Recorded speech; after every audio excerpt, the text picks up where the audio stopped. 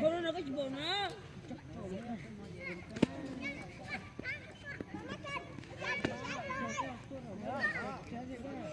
Ăn được có sao?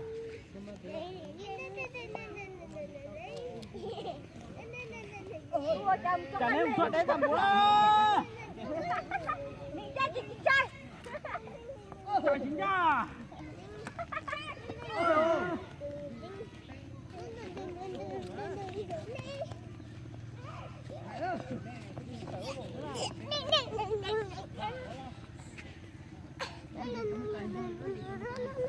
Tao biết không?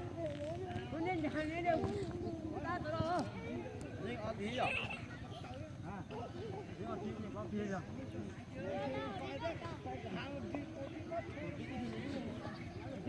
Hả? Ê! Ê! Có trông can hả? Nó bạn. Nó tu ra phải không?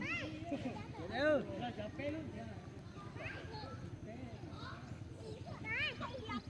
Ô kìa. Không biết lại cho mẹ. Ê, chạy kìa. Có nó. Anh đi lúc này đâu?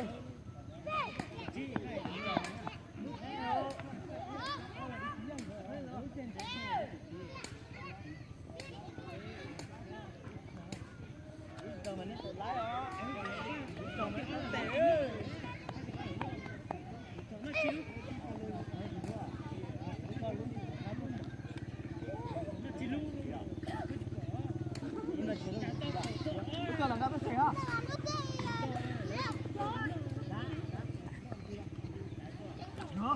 Đủ. Đi nó ơi.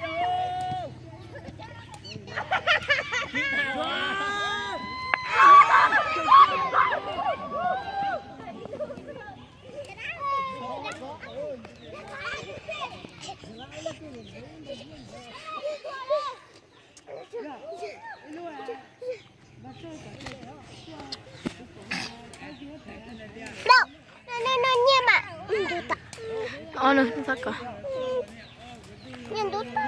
Kalian tuh loh.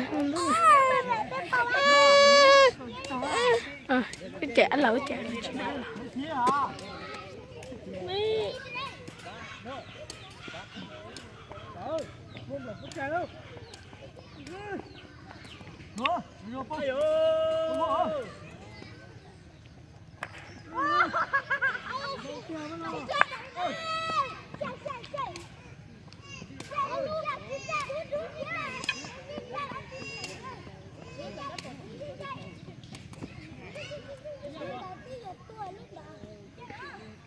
Dây hả? Ô, con kìa dây đâu? Dây. Nó mới chỉ hả?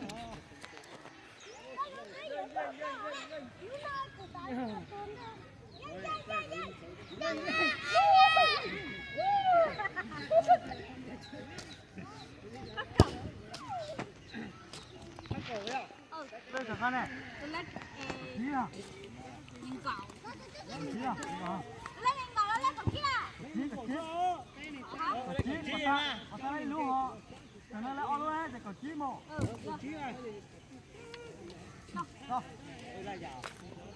Tao lên đến tới tối. Ý rằng gõ chí nữa chứ à? Ý rằng gõ chí à? Ý rằng này bao chí à? Chí này là chí à? Hú!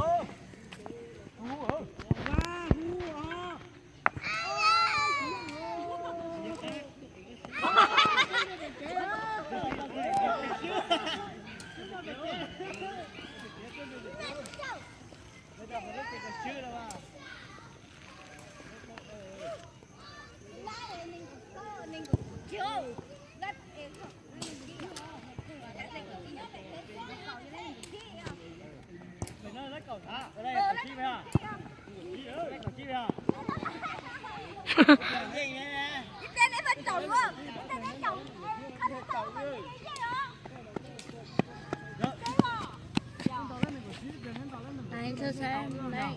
Đây còn đi về mà. Đây chỉ lấy còn đi này. Đây chỉ lấy còn đi này, để xỉa nữa. Ôi ôi.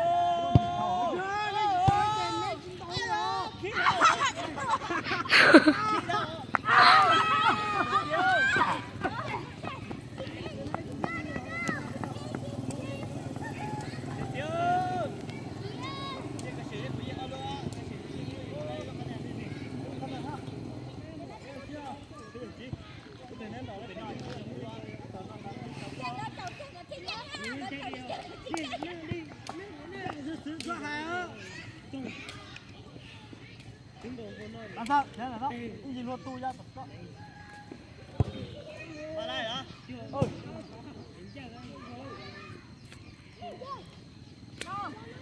Hello. Con có tính nhóc thằng tao rồi.